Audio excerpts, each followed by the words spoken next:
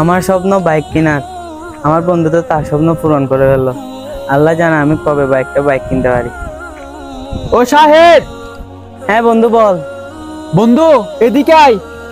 আচ্ছা বন্ধু, তার আসতেছি। কি বন্ধু, তোর মন খারাপ কেন? তুই মন খারাপ করে এদিকে কোথায় চলে যাচ্ছিস? না বন্ধু, তেমন কিছু না, একটু যাচ্ছি এদিকে আর কি, তোকে দেখলাম। বন্ধু তুই মিথ্যা কথা বলতেছিস কেন আমাকে? তোর একটা স্বপ্নে এরকম বাইক। আই বন্ধু, আমার বাইক মানে তোর বাইক। আই সালা, তুই আমার গাড়ি চালাবি আজকে। ধর, আমার মানে তোর। চালা সত্যি বন্ধু? হ্যাঁ, আমার মানে তোর বন্ধু। হ্যাঁ নে চালা তোর বন্ধু। মতো বন্ধু হওয়া ভাগ্যের ব্যাপার। হ্যাঁ বন্ধু, আমার মতো বন্ধু হওয়া তো ভাগ্যের ব্যাপার, সেটা ঠিক।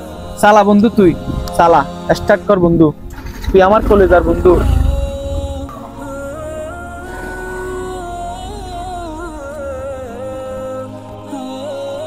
বন্ধু গাড়ি চালিয়ে তোর কেমন লাগছে?